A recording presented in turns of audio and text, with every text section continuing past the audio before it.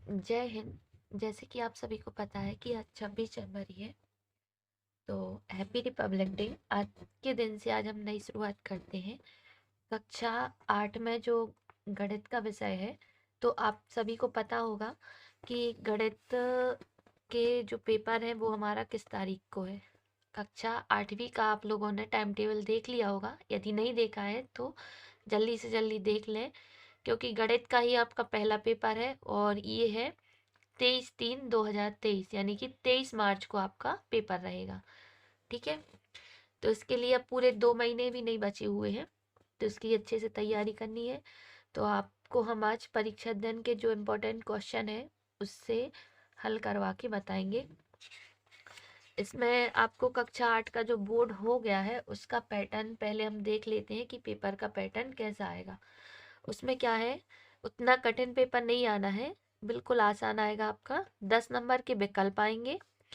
आपने शायद अभी अर्धवार्षिक परीक्षा दी भी होगी, उसमें भी ऐसा ही पेपर आया था।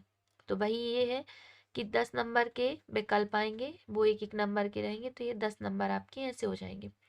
लघु उत्तरीय प्रश्न जो छोटे आंसर वाले होते हैं वो आएंगे थोड़े से, 10 क्वेश्चन आएंगे, वो 3-3 नंबर के, तो आपके 30 नंबर ऐसे हो जाएंगे। और दीर्घ उत्तरीय प्रश्न आएंगे जो आएंगे आपके 4-4 नंबर के, सॉरी 4 क्वेश्चन आएंगे 5-5 नंबर के, तो ऐसे आपके 20 नंबर हो जाएंगे। तो ये टोटल मिला के आपका 60 नंबर का पेपर रहेगा।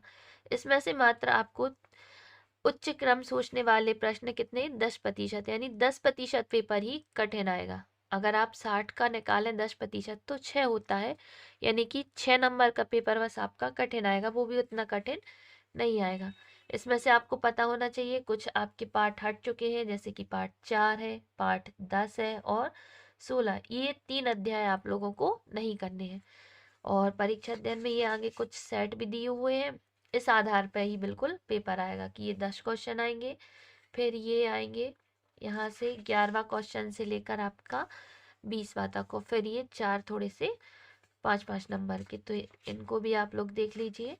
तो आज हम यहाँ से एक एक चैप्टर से हल करना सीखेंगे। सबसे पहले नंबर आज हम ऑब्जेक्ट हल करेंगे, फिर उसके बाद आगे बढ़ेंगे।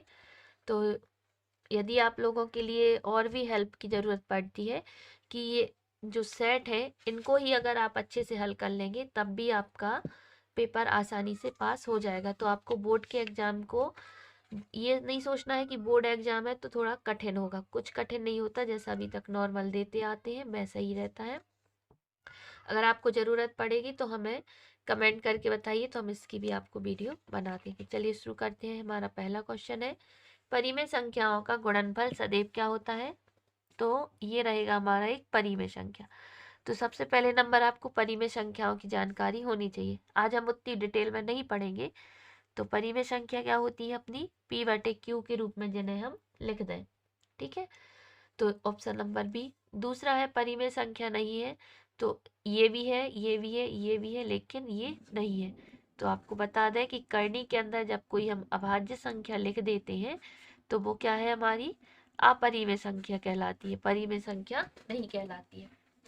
तीसरा है परिमेय संख्या का योज्य तत्समक लिखिए। योज्य तत्समक, तत्समक मतलब होता है कि किसी संख्या में योज्य लिखा है तो जोड़ना है और गुणन होता है तो गुणा करते हैं।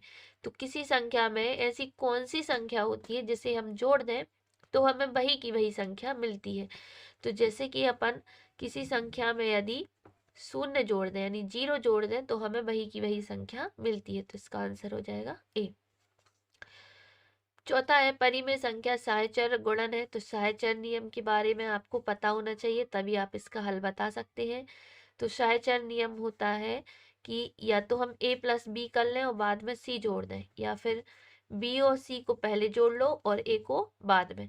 और गुणन के लिए भी यही देख लो, a गुणा b कर लो बाद में c का कर दो, या पहले b गुणा c कर दो बाद में a का कर लो, तब भी यही होता है। तो योग भी रहता है गुणन भी रहता है, लेकिन भाग के लिए नहीं होता। तो ऑप्शन नंबर सी सही हो जाएगा। परिमेय संख्याओं का गुणात्मक तत्समक अभी देखा था, युग तत्समक होता है 0, और गुणात्मक यानी किसी संख्या में ऐसी कौन सी संख्या का गुणा करें कि वही की वही संख्या मिल जाए। तो क्या होता है, 1। यदि हम 1 में किसी संख्या का गुणा करते हैं तो हमें वही संख्या प्राप्त होती है। इसके बाद हमारा छठवा है परिमेय संख्या अंतर्गत समृत है। तो समृत किसके अंतर्गत है? तो योग के भी है, व्यवकलन के भी है, गुणन के भी, मतलब योग भी किया जा सकता है परिमेय संख्याओं का, व्यवकलन भी किया जा सकता है मतलब घटाया भी जा सकता है, गुणा भी किया जा सकता है, इन सभी के। तो ऑप्शन नंबर डी सही रहेगा। अब ये कुछ नियम आप लोगों को पढ़ने हैं, इसे ज्यादा ध्यान नहीं देना है, थोड़ा सा यहीं पे देख लीजिए। किस नियम के अनुसार A B plus C A B plus A C कथन सत्य है? तो ये क्या होता है? वितरकता का नियम, ऑप्शन नंबर ए, या फिर वितरण का नियम। ठीक है, दोनों एक ही बात है। आठवां है किस नियम के अनुसार यह कथन सत्य है? तो गुणा हो रहा है और क्या कर रहे हैं इसमें, गुणा करने के साथ साथ अपन इसका क्या कर देते हैं, साहचर्य नियम लगा है, आगे पीछे कर दिया गुणा को, तो गुणन का साहचर्य नियम। ऑप्शन नंबर 9, क्वेश्चन है 9वां, निम्नलिखित में गुणन के अंतर्गत किस गुणधर्म का उपयोग करेंगे? तो किसका करेंगे? एक दिख रहा है तो एक क्या होता है अपना गुणात्मक तत्समक, तो एक गुणात्मक तत्समक हो गया। ठीक है, अब आगे देखते हैं 9वां के बाद 10वां क्वेश्चन, निम्न परिमेय संख्याओं में से कौन सी परिमेय संख्या 2/3 और 3/5 के बीच में स्थित है? तो कौन सी हो जाएगी, अब हमें ये देखना है। तो आपको परिमेय संख्या निकालनी आनी चाहिए। तो किसके बीच में? 2/3 और 3/5। सबसे पहले इनका हर समान बनाएंगे अपन। तो हर समान बनाने के लिए क्या करते हैं, यहाँ पे 5 का गुणा कर लीजिए और यहाँ पे 3 का। ठीक है, क्योंकि यहाँ हर में 3 है तो यहाँ 3 का गुणा कीजिए और यहाँ 5 है हर में तो यहाँ 5 का गुणा कीजिए। 5 दूनी 10 और 5 तिया 15, यहाँ हो जाएंगे 3 त्रिका 9 और 5 तिया 15। तो अभी तो इनके बीच में हमें कोई संख्या नहीं मिली, हर तो समान हो गया लेकिन 9 और 10 के बीच में हमारी कोई संख्या नहीं होती है। तो हम इसका डबल कर लेंगे, कितना हो जाएगा अपना इसके पास, 2 का ऊपर गुणा कर दीजिए और 2 का ही नीचे।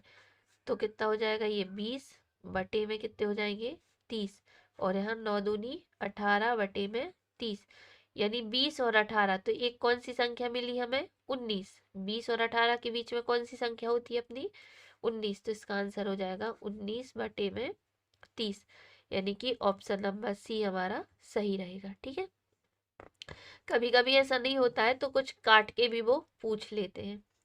निम्नलिखित में से किस संख्या को -5/2 में जोड़ने से -1 प्राप्त होगा? तो इस तरीके के यदि क्वेश्चन में आपको समझ में नहीं आता है तो आप एक काम कर लीजिएगा कि इसे हम पूरा हल नहीं करेंगे, हम मान के कर लेंगे। गणित में हम मान लेते हैं तो हमें वो भी लिखना नहीं है। हम क्या करेंगे, मान लेंगे कि हम x में कितना जोड़ दें, -5/4 जोड़ दें तो हमें कितना मिलेगा, -1 प्राप्त होंगे। ठीक है, इतना तो हम कर सकते हैं। किस संख्या को, यानी x को, 5/4 वो भी माइनस के, तो प्लस यहाँ लगा लिया और -5/4 कोष्टक में लिख लिए। कोष्टक इसलिए लगा लेते हैं कि दो चिन्हों में हमें आसानी हो जाए। कितना प्राप्त होगा, -1। अब इसका कर देंगे हम क्या, पक्षांतर। ठीक है, तो रफ में हमें ये पूरा लिखना नहीं पड़ता है कि हम पक्षांतर कर रहे हैं कि क्या कर रहे हैं। रफ कार्य होता है, इनको ऑब्जेक्ट को तुरंत हल कीजिए और आंसर बता दीजिए। कितना, -1 और ये हो जाएंगे प्लस के 5/4। माइनस के इस साइड आएंगे तो प्लस के, ये नहीं देखना कि ये प्लस का है, क्योंकि माइनस और प्लस का गुणा होगा तो माइनस आ जाता और फिर गुणा कर पक्षांतर करते तो प्लस हो जाते वो। तो एलसीएम इसका कितना आएगा, 4, क्योंकि यहाँ पे 1 है। तो 1 में -4 का गुणा होगा तो -1 प्लस के 5, 5 में से 4 घटाएंगे तो 1/4। ये हमारा आंसर, यानी कि option number B. Thank you. और यदि आपको हमारी वीडियोस अच्छी लगी है, समझ में आई है, तो प्लीज़ लाइक करिए और हमारे चैनल को सब्सक्राइब कर लीजिए। और यदि आपको कुछ डाउट रहते हैं तो हमें कमेंट करके बताइए, हम उस पर जल्द से जल्द वीडियो बनाने की कोशिश करेंगे। Thank you and all the best. अपनी तैयारी अच्छे से करें।